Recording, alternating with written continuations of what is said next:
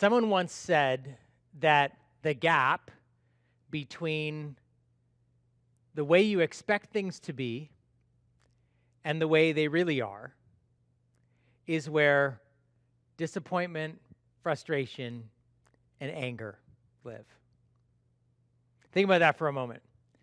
The way you expect something or someone to treat you, the way you expect something or someone to respond, the way you expect something or someone to play out in a certain way, and the way it actually happens, what they actually say, what they actually do, how things actually go, the gap between those two things is where frustration, disappointment, and anger tend to live.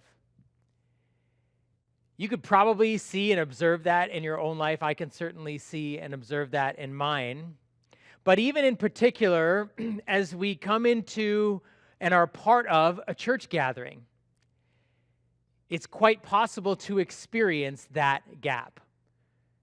When you come to church, maybe for the first time, or the 10th time, or the 100th time, or the 1,000th time, which at our church would mean that you've been at every Sunday for the last 20 years, which, hey, maybe there's no medal for that, but awesome. But if you have been a part of this community in any kind of way, or even as you're coming in for the first time, it's impossible not to have an expectation of what things will be like, and not just what's going to happen in the service or this gathering, this home group, but how are people going to treat me? How is something going to happen? How are people going to respond? What will they say? What will they do? I have expectations and high hopes and expectations for them, and in fact, even for God.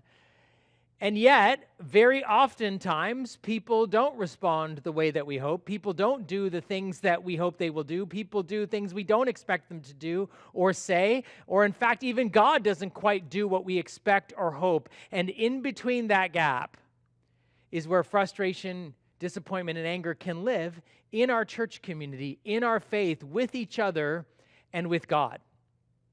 I say that just to be honest with you if you are here for the first time, that it's impossible not to have an expectation, and in many ways, perhaps maybe you haven't been in church for a long time because of what reality was actually like versus what you expected it to be. And perhaps our expectations are higher and should be higher maybe as we come into a community of faith, a place where God is supposedly at the center. I say this to you, if you've been a part of our church for any length of time, you have probably inevitably experienced some of that disappointment, some of that frustration, some of that anger where people didn't respond in how you hoped or expected or just reasonably thought they would, or what they did or didn't do and how they reacted to you and treated you, and perhaps even with God. We just need to be honest about that. And not even just expectation, sometimes real hurt. I think it's even more important to be honest about this as we are in a series that we've called You're Welcome, the Practice of Radical Hospitality. It's a conversation that we actually began a few weeks ago. If you missed any of it, you can catch up online, but if you haven't done that, no problem, you will catch up quickly here today. Even these words, we use the word welcome. Because we think that's a better word than maybe, or a better, or more clear word of what we mean by hospitality. We're not talking about the hospitality industry and restaurants. We're not talking about someone who's really good at making a meal for others or a good cook or a good entertainer. Welcome, as we've defined it over these weeks, is the ability and the willingness to notice, prioritize, value, serve, and love the people around you, especially perhaps people that feel unseen, unnoticed, undervalued. But certainly that we would be a community of welcome with each other, but then also in the world around it as we go out as Jesus people wherever we are. If you are a Jesus follower, that you would be someone, a person of welcome in your school, in your friend group, in your neighborhood, in your workplace. And we talked about the practice of radical hospitality. We use this word radical because, as I've said, we are in the technological revolution that in many ways is pulling us apart, is prioritizing individual, digital, non-in-person communication. In fact, I just said how many of us are spending far more hours a day and every week and every year behind screens, often by ourselves. The digital world is isolating us more often than not. And inviting us to engage with the world more in non-personal spaces and places. And therefore, if we're going to practice valuing, noticing, serving, loving others, we have to make some radical shifts in our thinking and work against the tide that is working against us. And it's just fair to say, when we talk about that, when we put this idea in front of us as a community, that this is what we want to be, that invariably we will experience disappointment, frustration, and anger and hurt, because our lived experience will often fall short of the values and the goals and the ideals that we're actually trying to pursue. Even by putting a series like this out, we are inevitably going to create a gap, because all of us fall short of this in some way. And perhaps we don't often recognize that we have done that to others. Even though we hear people say, yeah, I've experienced that disappointment, that letdown, that frustration, that hurt from others, we don't realize often that we also have done that to others. And so we want to actually work together and say, okay, how do we do this as a community? In part because this is the good news of Jesus, that God has radically welcomed us, has noticed, valued, and prioritized us by coming into this world. And then Jesus, through his life, through his teaching, through the way he lived, through his death and resurrection, was doing that for us as well. And so I want to begin today by looking at one of the chapters in the biography of Jesus that we are reading through this whole couple of months together as a church in our Bible reading plan that we're using pretty much every week in these conversations in Luke's biography of Jesus. And I want to, it's actually one of the first conversations that's recorded that Jesus has publicly, one of his first public sermon, if you will. And he puts his finger on why this is so difficult for us. And then I want to end with, well, if it's so difficult, why would we even try to do it? And so I'm reading here from Luke chapter 4, if my iPad will work here. Luke chapter 4, verses 16 to 22.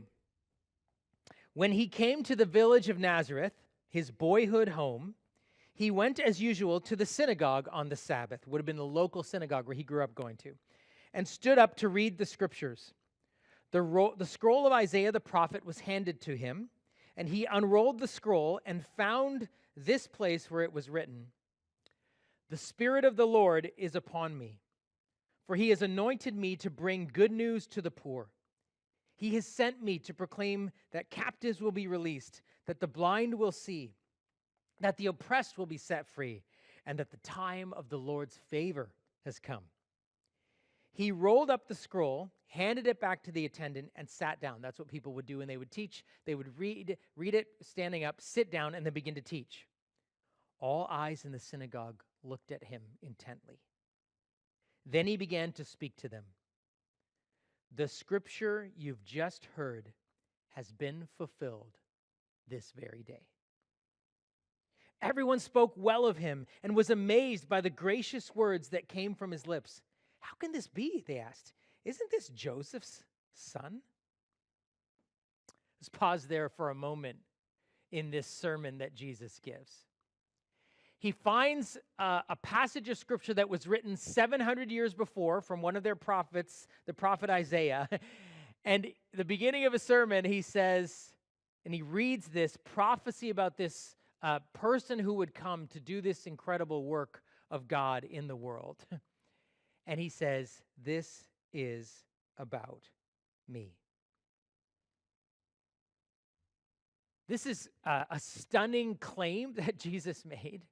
And as we think about it in this kind of opening verses of his opening sermon, the beginning of his public ministry, where we already know from Luke's biography that this is going to be the move of God. This is what people were waiting for and hoping for and longing for, that God would send his rescuer, his leader, this new servant, this new king that would help the people where they were. And so they couldn't, you talk about people who had expectations of what God would do and what would happen. They would have been sky high as they're, even John the Baptist is this person, this other prophet comes and says, "Hey, someone's coming, someone's coming." People were anticipating. And Jesus' fame was already starting to grow. And as he comes into his hometown, that's why they were so excited. They were listening so intently to what he would say. And he says something that they really like. "Good news to the poor," he begins with. "These are the people I have come to welcome." Good news to the poor. And the poor we need to hear not so much only or even primarily in terms of, people who are financially under-resourced, although that may have been part of what he was meaning. But the poor in Jesus' culture and time were people who were those with diminished status and honor. It wouldn't just be because you were financially under-resourced. I mean, if you were, you would probably part of a family business and interconnected and extended family. And so no people who were connected to others would let other people be without or be poor. And so if you were poor financially, that meant you were disenfranchised, you were disconnected from community, you had a lower status or a lower honor, or something had happened in your situation to separate you from community or put you in a disadvantaged position. And so Jesus says, I've come to bring good news to those people. And then he uses words like release from captivity, freedom. The Lord's favor has come, verse 19. This is the year of the Lord's favor. I have come to do this. These would have been like, oh, such good news words to his listeners, to the people, saying, yes, who doesn't love a good freedom speech, right? And they would have seen themselves, actually, people in Nazareth was there was a saying, can anything good come from Nazareth? His hometown wasn't considered to be a place that was, filled with the religious and political elite. It was very far away from Jerusalem, where the center of life and religious life and political and public life. And so Nazareth was kind of this backwater town. And so they would have considered themselves collectively as, in a sense, the poor. And of course, they lived under the Roman occupation. So this idea of freedom and, yes, the year of the Lord's favor, finally blessing is coming. And it says, they love it. In verse 22, they say, oh, he speaks so well. Like, he's good at this. He's such a good preacher and teacher. And we like what he's saying. And get this, they say, isn't he Joseph's son? In other words, he's one of ours. Hey, this is a hometown hero. This is our boy. This is awesome. We didn't know he was a carpenter all these years. We didn't know he was like this. And we didn't know that there's fame spreading. And hey, he's one of ours. He's bringing God's favor. And guys, good news. He's one of us. They loved it, which didn't prepare them for what was going to come next, where Jesus begins to say what he's actually going to do, what reality is, what that is actually going to look like compared to their expectations, and there creates in this sermon an enormous gap and inevitably a negative response. Look what happens next. In the next verse, they said, oh, we love this. How could this be? And this is one of ours. Then he says, you will undoubtedly quote me this proverb. Physician, heal yourself. Meaning, do miracles here in your hometown like those you did in Capernaum, a place outside of Nazareth. But I tell you the truth, no prophet is accepted in his hometown. Then he goes on to give a couple of examples from Israel's past, from the Old Testament. Certainly, there were many needy widows in Israel in Elijah's time when the heavens were closed for 3.5 years, in other words, no rain, and a severe famine devastated the land. There were many in need in Israel, yet Elijah was not sent to any of them. He was sent instead to a foreigner, a widow of Zarephath in the land of Sidon. And, another example, many in Israel had leprosy in the time of the prophet Elisha, Elijah's successor, but the only one healed was Naaman, a Syrian. Look at the response. When they heard this, the people in the synagogue were furious. Jumping up, they mobbed him and forced him to the edge of the hill on which the town was built. They intended to push him over the cliff, but he passed right through the crowd and went on his way. Talk about a sermon gone bad. I mean, they were cheering. They liked it. Oh, he speaks so well, and isn't this one of ours? And then they wanted to kill him. Said they were furious and took him to the edge of a cliff to try to kill him. Now, think about this for a moment, friends. First of all, the change of direction there in this thing. I mean, the disciples are probably like, Jesus, like they said this to many, why didn't you just quit while you were ahead? Why did you have to say that stuff? It was going so well. You should have just retired early, like walk away. Why did you say that? But think about this as well. This is his hometown. He grew up going to that synagogue. He would have known many of the people, and this wasn't like the huge temple. This was a local church, local synagogue. His immediate family would have been there. relatives, extended family would have been there, long-time neighborhood friends, people he grew up next to, played on the street with growing up as a kid, people he served in his carpentry or masonry business. This is hometown. He would have known them all. And some of them, we don't know what all happens, but some of them are actually to the point where they want to kill him. This is a stunning change of direction in his hometown. It seems crazy to us, unless there was a gap so great that it created so much anger, so much frustration, so much disappointment that they wanted to shut him up. What was the gap? I mean, it begs the question, what happened here in what he said? Well, Jesus gives us a clue. Verse 23, he says, I know you like this. You like my sermon. You like this idea of God's favor and God's blessing and freedom and to the poor who you probably see yourselves like. But then he says, you're going to quote me this proverb. Verse 23, physician, heal yourself.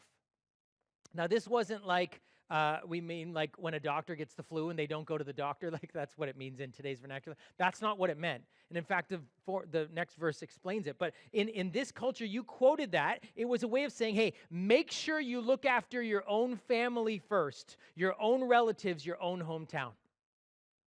Right? That's what a physician heal yourself. In other words, look after your family, look after your relatives, look after your friends. If you have any kind of health to bring, if you have wealth to give, if you have any kind of popularity or power, hey, physician heal yourself. In other words, look after your people first. Look after family, friends, hometown first. And in fact, he even says, I know you're going to say to me, why don't you do the miracles for us that you did for other people? That's what this physician heal yourself means. They expected a certain thing from Jesus. And he said, I'm going to take this mission of good news to the poor and freedom and release and the year of the Lord's favor beyond this town, much farther away, much further beyond you. And I'm telling you right now, you won't like it. You won't like it. And yet he says, hey, this isn't new. And he references two other prophets, because they were starting to say he's a prophet. Two other prophets in their past that they would have known well. People that they probably would have named their kids after, Elijah and Elisha. And even if you've never read these stories, he says it quickly. Hey, remember Elijah when there was a famine in Israel for 3.5 years? There were lots of people who were poor and hungry, but then he gives this reference. But Elijah went outside to a foreigner, and he helped someone, he says, of very low status, who was a woman, a non-Jew, a widow. A non-Jew, someone who in your eyes would have been lesser because you consider yourself as God's people and everybody else as less. And Elijah goes to someone who's not, quote, God's people. Someone who had low status as a woman. Women were not held in high regard. They were mostly considered property, like children in those days. He helps a woman, a non-Jew, and a widow. Someone who would have been disadvantaged because she didn't have a husband's household to take care of her. And perhaps she would have been seen as cursed somehow because her husband died earlier before her, or something like that. And Jesus says, remember, Elijah, there was lots of people in need. He went there.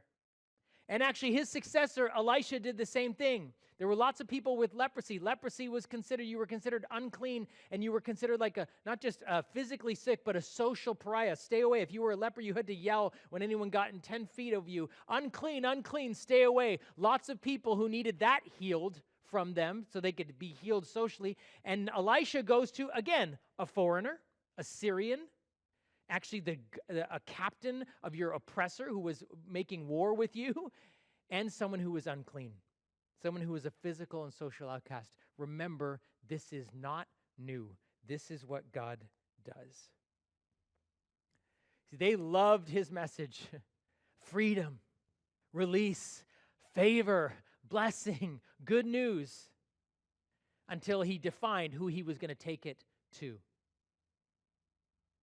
The foreigners, those of low status, widows, the unclean, those beyond their circle, those outside my circle, Jesus says, of family and friends who were in the room. And friends, this elicits such a reaction from them. It falls so far short of what they expect, of what they think they deserve, and what they think he should do, that they want to kill him. They don't like his message of welcome and how wide it was. It's not that they didn't like his actual words, they did, of love and compassion and friendship for people.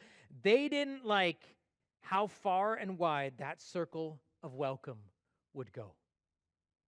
Much wider than his immediate family. Much wider than his relatives and extended family. Much wider than his neighbors. Much wider than his hometown. Much wider than his tribe, his ethnic group. Much wider than even the religious circle that he grew up in. And friends, I think I missed this for years in reading the Gospels. This isn't an isolated message. This is the beginning. Luke puts this at the beginning of his story of Jesus. And this isn't some random message that, wow, what happened there? Jesus somehow got killed, and then he backed off that message. And his disciples were like, hey, maybe you should get some different sermons because this one's going to get you killed. No, you read the rest of the Gospels, and this is what Jesus is saying, and this is what he's doing. Every one of the four biographies of Jesus is working towards this kind of high point, the climax of the story of his death and resurrection. But one of the things I missed for years was the reason for his death. Unmistakably, when you begin to read this, and this is at the opening of his public ministry, one of the reasons they killed him was because of how wide he drew the circles of welcome. Just how many social and religious and ritualistically pure barriers he took down to include and welcome others. It was, make no mistake, revolutionary. It was radical hospitality to the point that they said, this is so uncomfortable, we have to silence you. This has gone too far.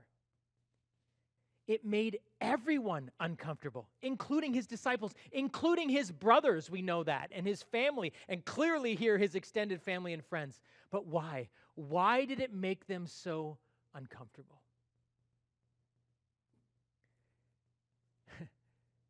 What was living in that gap? They expected him to notice, prioritize, serve, and welcome them. He wanted them to do it for others. Get that? They expected him to notice, value, serve, welcome, prioritize them. He wanted them to do it for others. And this isn't just this sermon, and it wasn't just about people who were going to preach. At one point, a few chapters later in the Gospel of Luke, he gets invited to a dinner. And he is actually considered, he's the guest of honor at that dinner. And as they have that dinner, look what he says in Luke chapter 14, just a couple chapters later, verse 12. He turned to his host of the dinner. When you put on a luncheon or a banquet, he said, don't invite your friends, brothers, relatives, and rich neighbors, for they will invite you back, and that will be your only reward. Instead, invite, listen, the poor, the crippled, the lame, and the blind. Then at the resurrection of the righteous, God will reward you for inviting those who could not repay you. He echoes these words of the poor and the blind. Now he's not giving a sermon. Now he's not just talking about him and where he's going with his message. He's talking about his host, not in a synagogue, but in his home at a table. And he's saying, hey, listen, at the table, not just when you go teaching and do miracles, when you, your everyday person in your everyday life, at your dinner table, draw the circle wider. You know what Jesus was doing? Which ultimately, in some ways, they killed him for. He was redefining who your hometown people, who your family are. See, it wasn't that people in that day, in that culture, weren't going to be kind and hospitable and welcoming. They just did it, as Jesus said, to friends, relatives, family, rich neighbors, people who were like them, shared the same status and closeness, and could therefore then mutuals would do that back to them. And Jesus says, no, I want you to draw that circle much wider. In other words, you're going to need a bigger table. You're going to need a bigger table. If you're going to follow me, if you're going to embrace God's good news, just like I am the servant of that good news, I am the messenger. The message is you're going to need a wider table. This message of welcome is core to the good news that Jesus was preaching, and he preached it everywhere, and it made everyone feel uncomfortable. Now, you and I might say, well I don't want to kill Jesus. But if we're honest, sometimes there's some of his teaching that we would like to just push off a cliff, that we would just like to push away or make disappear. I wish he hadn't have said that. I wish the preacher wasn't talking about that. I wish I didn't read that verse. I wish I didn't have to think about that because it makes us uncomfortable. Friends, just be honest here, and I'll include myself in this. This is difficult to do. It's hard to make our tables bigger because family tables are complicated. It's complicated. And by the table, I mean literally, but also just figuratively, this idea of welcome. Who's in our circle of blessing, of care, of noticing and prioritizing. It's hard to make those tables bigger because family tables are complicated. Here's what I mean by that. Some of us in the room might say that, yeah, we really enjoy and come from a good table, figuratively or literally, as in we have a close family, a family that loves us and cares for us, and not perfect, but we feel loved and we're close to them.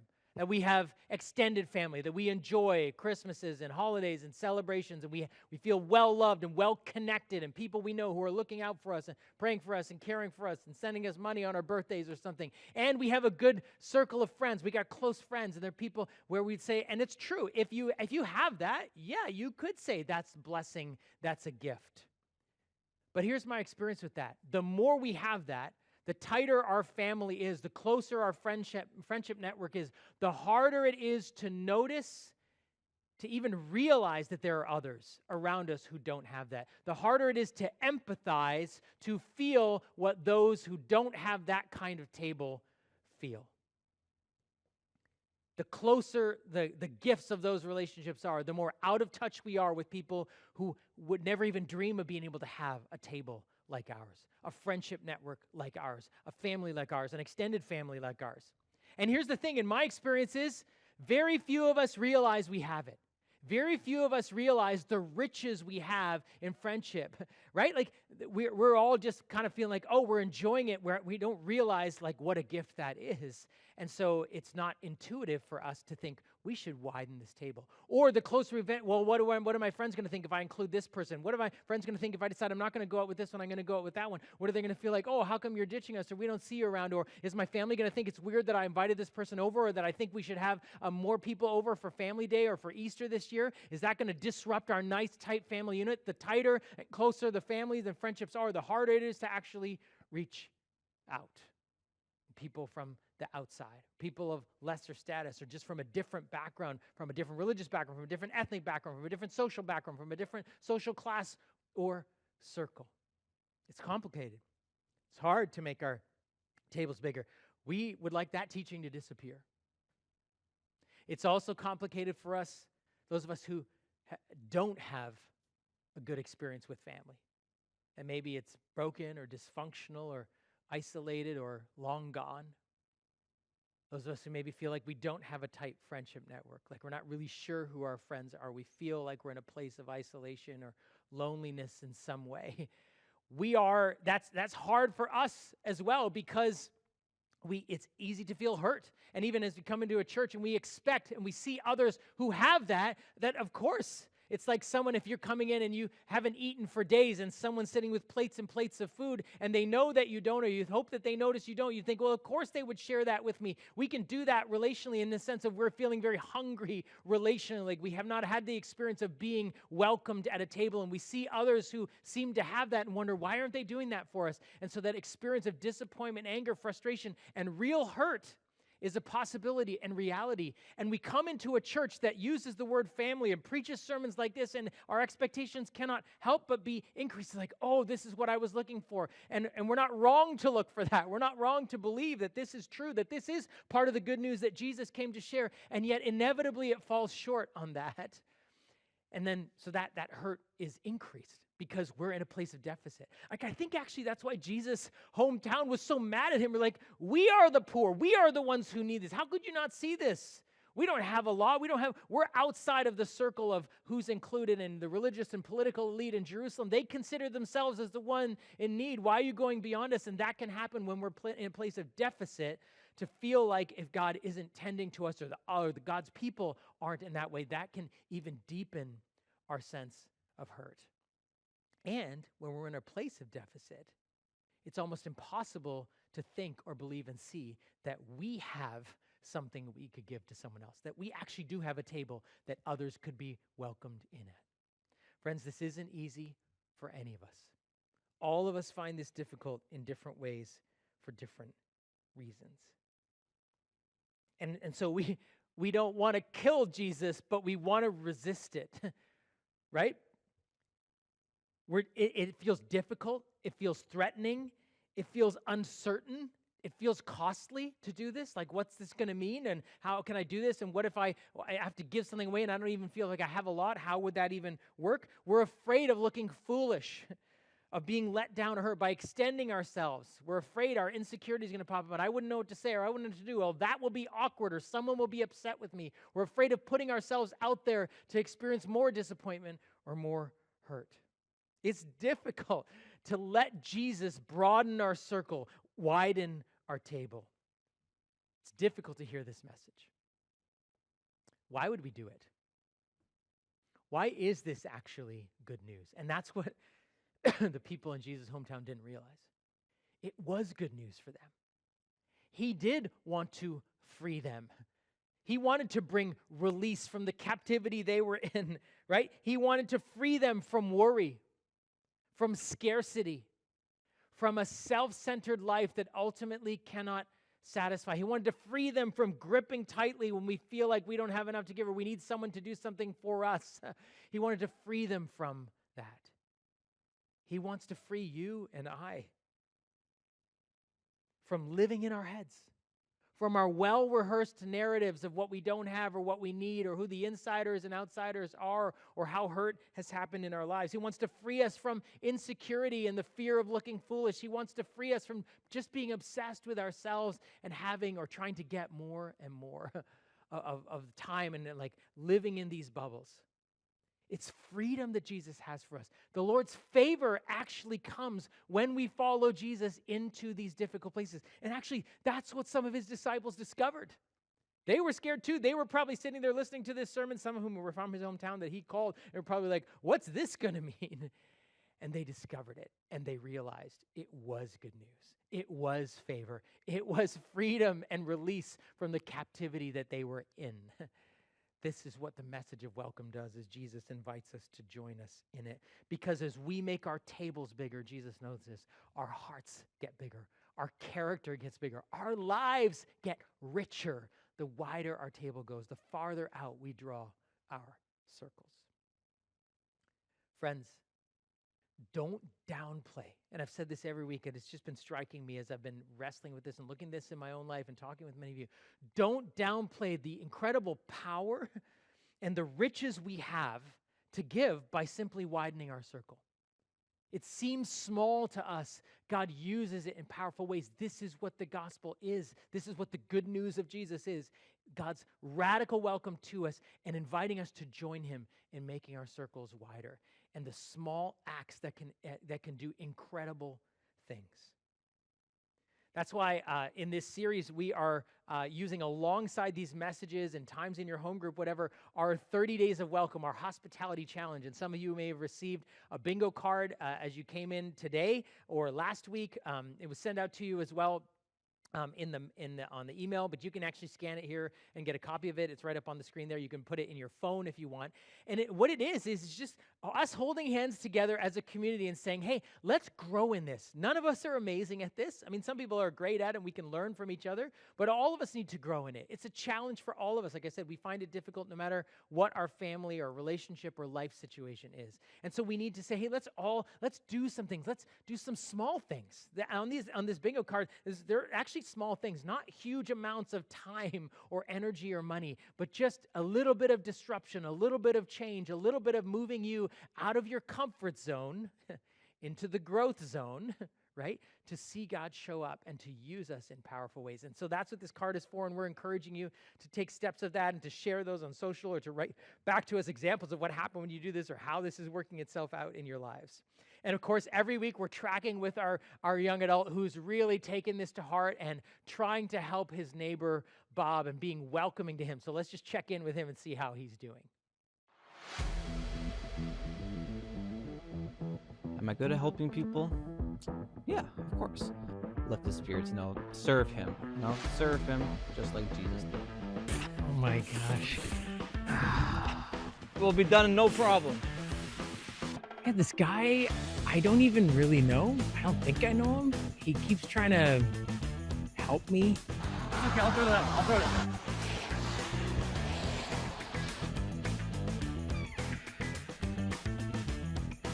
What's this? Oh. We had a really big snowstorm today. Driving conditions were dangerous, so I just wanted to give Bob some peace of mind and tell him that, I hope you get home safe and sound. I hope you get home safe and sound. I don't feel safe. Don't worry, Bob, I got those, don't worry. Oh. For some reason, Bob didn't want any more help with his garbage bins, so here we are.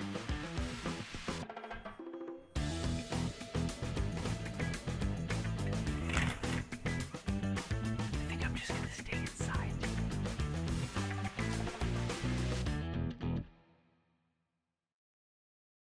Now I'm ready for another week of helping people out. And I think I'm going to stick with Bob. I think he's been really appreciating my help, and I think he still needs it. I think he's still down on his luck. He hasn't been looking himself lately. I thought another way that I could spread hospitality and be with people is if I, carpooled with someone. Now, me and my neighbor Bob don't work at the same place, and I don't think he would have necessarily agreed to carpool with me from the beginning. I thought I would have to surprise him, so that's what I did. A man should feel safe in his own car. Oh, I forgot my phone.